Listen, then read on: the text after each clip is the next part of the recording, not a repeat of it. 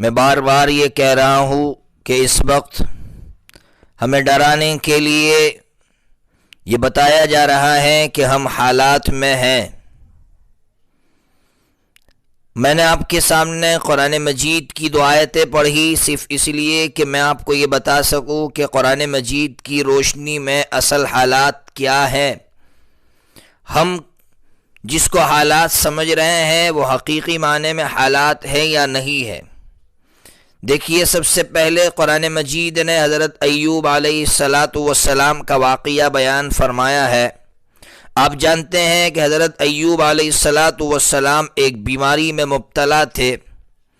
مسند احمد کی روایت ہے کہ آپ کی اہلیہ محترمہ لیہ، جس کا نام بتایا گیا ہے، وہ ایک مرتبہ باہر کسی کام سے نکلتی ہے، ملاقات ہوتی ہے ایک شخص سے۔ الیک سلیک کے بعد وہ شخص پوچھتا ہے، سنا ہے آپ کے شوہر ایک عرصے سے بیمار ہیں؟ کہا ہاں۔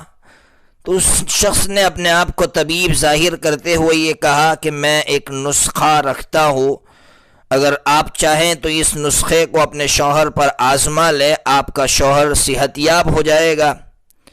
بیوی ہوتی ہے، بھولی ہوتی ہے، شوہر کا درد ہوتا ہے۔ آپ کی اہلیہ محترمہ وہ نسخہ لے کر آئی۔ حضرت ایوب علیہ السلام نے دریافت کیا، آخر آج تاخیر کی ہوئی۔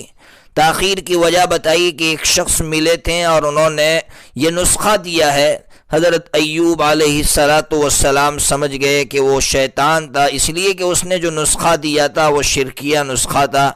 حضرت ایوب علیہ السلام نے ہاتھ اٹھایا اور کہا، انی مسنی الشیطان بنصب وعذاب۔ گویا اس کا مطلب یہ تھا کہ اللہ، اب تک تو حالات یہ تھے کہ میں بیمار تھا، لیکن وہ حقیقی حالات نہیں تھے۔ اب حالات یہ آ گئے ہیں کہ شیطان نے میری بیوی کے ایمان پر حملہ کر دیا ہے۔ اے اللہ، میرے ان حالات کو دور فرما۔ اللہ تبارک و تعالی نے آپ کی دعا قبول فرمائی اور آپ کے ان حالات کو دور فرما دیا۔